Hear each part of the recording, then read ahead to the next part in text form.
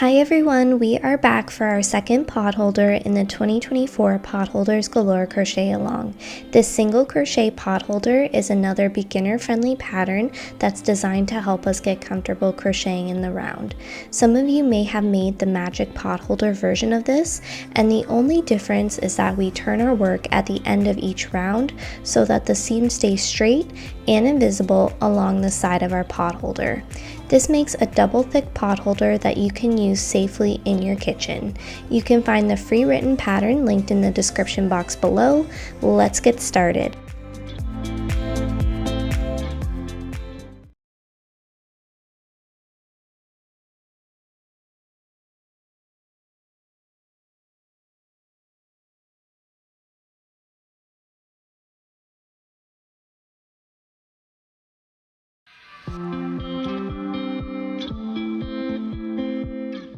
Whether you're making the smaller potholder or the larger potholder, the process is the same. The only difference is the number of chains you'll make and the number of stitches that you'll have in each round. So to start, we're going to make a slip knot, place it on your hook, and tighten it up. To make the smaller size, we're going to chain 28, and to make the larger size, you will chain 30. If you'd like to create your own custom size potholder, you can chain any number until you're happy with the width of your potholder. To start round one, we're going to skip the first chain next to our hook, so this one right here, and we're going to go into that second chain from the hook. So we're going to insert our hook under the top loop of our chain. We're going to yarn over and pull up a loop. So now we have 2 loops on our hook. We're going to yarn over and pull through both loops. So this is your first stitch of the round. That beginning chain that we skip, that does not count as a stitch. So at this point, I want you guys to mark this stitch with your stitch marker going underneath both loops and just lock it. Going into the next chain, we're going to insert our hook under the top loop of our chain, and we're going to make a single crochet. And we're going to do this in each chain across. So we're going to insert our hook under the top loop of the chain and make a single crochet all the way across until we get to the last chain.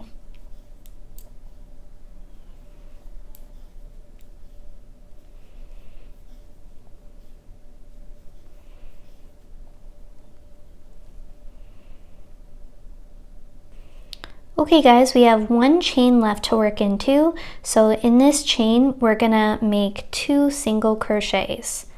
1, 2, both into that same chain. So this is what it should look like so far.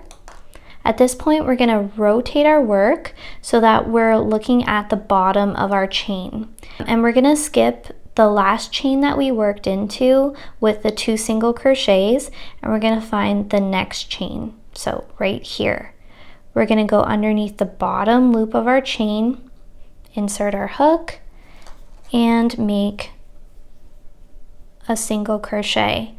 And we're going to go into the next chain, going under the bottom loop of the chain, and make a single crochet. And we're going to do this all the way across.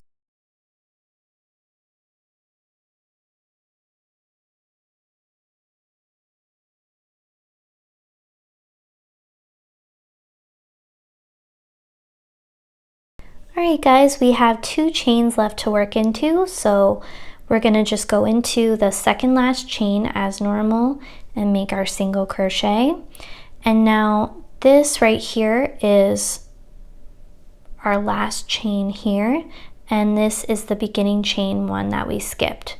So going into the last chain, we're going to make our single crochet, and we're going to mark this stitch because this is our last stitch of the round. We don't have to lock this stitch marker because we are going to be removing it in a minute, but just keep it here for now. We're going to find that first stitch of the round, which is marked with our stitch marker. So we're going to remove it quickly. And we're going to insert our hook into that stitch, going underneath both loops. We're going to yarn over, pull through the stitch, and pull through the loop on your hook. And that makes our slip stitch and joins the round. Now, before we go any further, we're just going to make sure to mark that first stitch with our stitch marker and lock it. So this is what round 1 should look like.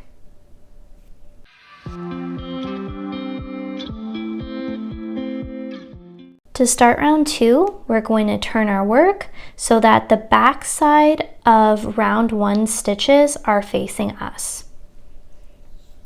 And we're going to chain 1. The beginning chain 1 of each round does not count as a stitch. So we're going to find our first stitch marker, which is this yellow one right here. We're going to remove it. And we're going to make our first stitch of the round by inserting our hook under both loops, and we're going to make a single crochet. Now this is the first stitch of round 2, so we're going to mark that with our stitch marker and lock it. We're going to find our next stitch, go under both loops, and make a single crochet. Find your next stitch, go under both loops, and make a single crochet. And we're going to do this all the way around. So we're going to make a single crochet into every stitch.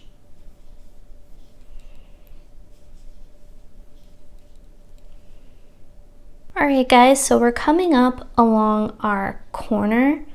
So it can be a little tricky and hard to see, but just try your best to kind of tilt your work so that you can see the stitches, and go under both loops and make a single crochet in every stitch all the way around.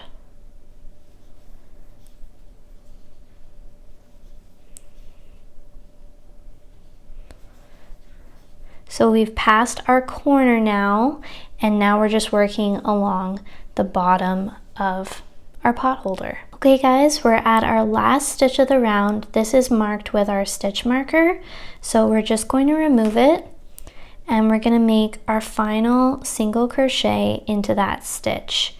And again, we're going to mark this stitch with our stitch marker, but we don't have to lock it because we're going to remove it very soon. So we're going to find our first stitch of the round, which is marked by our stitch marker. So just remove that. We're going to insert our hook into that stitch, going underneath both loops, and we're going to make a slip stitch to close the round. Remark this stitch with your stitch marker. This is what round 2 looks like.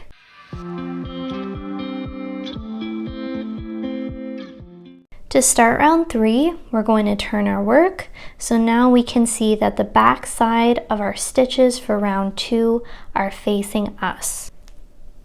We're going to chain 1, and just remember guys that this beginning chain 1 does not count as a stitch. So we're going to find our first stitch marker, which is this purple one here. So we're going to remove it. We're going to insert our hook into that stitch, going underneath both loops, and make a single crochet. Now, this is the first stitch of round 3, so we're going to mark that with our stitch marker and lock it. Round 3 is the exact same as round 2, so we are going to be working a single crochet into every stitch around.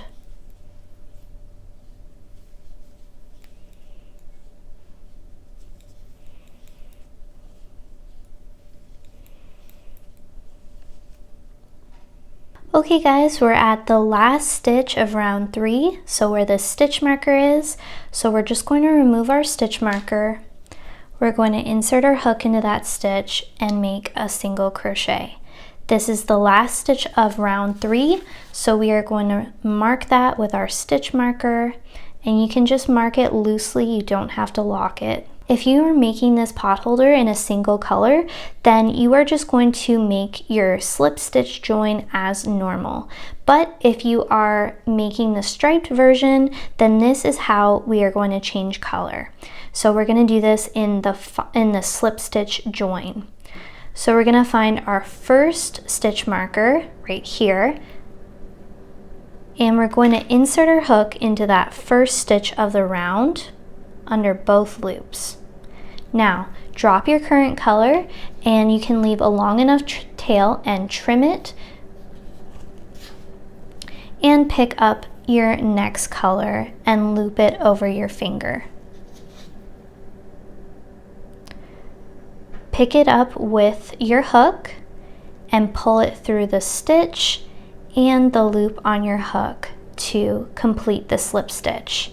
And so to tighten up the slip stitch, what you guys can do is you can tug on both of your color tails and see how that kind of just tightens things up really nicely.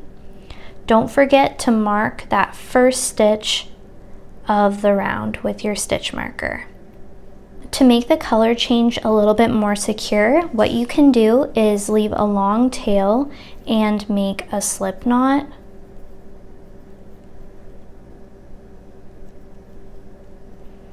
Place it on your hook and tighten it up. Now just pull it through the stitch and the loop on your hook.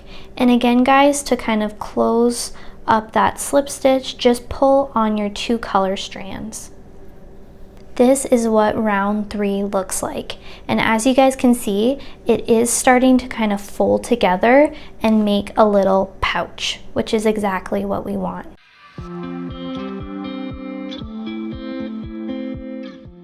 To start round 4, we're going to turn our work and we're going to chain 1 to start. Just like round 3, round 4 is going to be the same as round 2. So we're just going to start by removing our stitch marker that marks the first stitch of our round. We're going to insert our hook and make a single crochet. And mark this stitch with your stitch marker because this is our first stitch of the round. Now make a single crochet in each stitch around.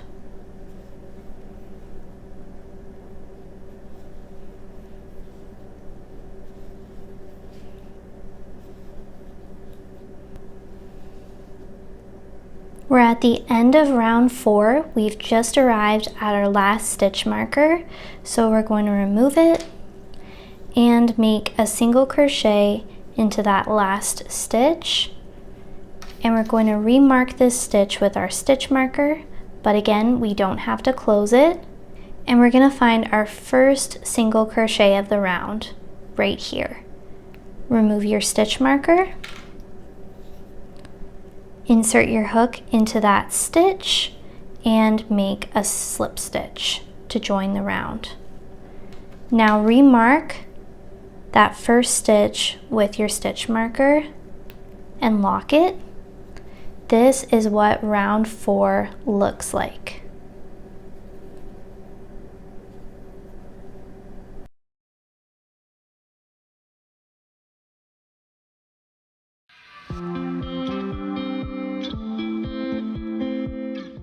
Alright guys, I'm at the end of round 32. I've just made my last stitch of the round. So I'm going to find this first stitch of the round, remove my stitch marker, insert my hook into the stitch, and make a slip stitch. Now we're going to mark the last stitch with our stitch marker, and we're also going to mark that first stitch of the round with our stitch marker. Okay, now turn your work so that we're looking at the back side of the stitches for our final round. And don't fasten off because you're going to use your current stripe color to crochet across the top of your potholder. But this color is a bit dark for me, so I'm going to use a different color just so that you guys can see the stitches. With your current color, you're going to chain 1, and we're going to find the first stitch of the round, which is marked by our stitch marker. So we're going to remove that, and we're going to insert our hook into that stitch going underneath both loops. Now we're going to find the matching back stitch. So our back stitch is marked by our stitch marker here. So we're just going to remove it. And we're going to insert our hook into that stitch going underneath the front and back loops. Okay, and we're going to make a single crochet, and that joins those two stitches together.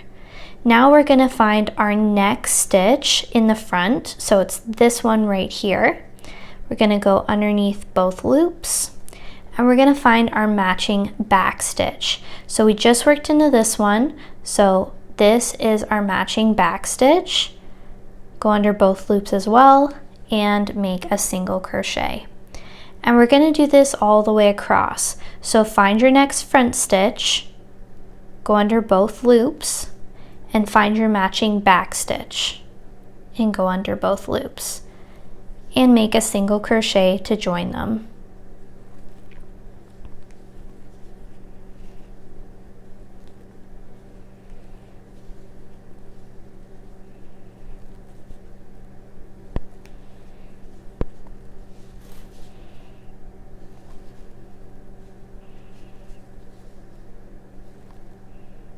Alright guys, we just have a couple stitches left to work into, and so for these ones, just do your best to line up your stitches, insert your hook under both stitches, and make a single crochet. In the last one, it can be a little hard to work into, so just do your best to go under that first stitch, okay, and make your single crochet. So we've now crocheted across the top of our pot holder, so it's closed now. This is the back side. This is the front side, and we're going to make our chain circle now.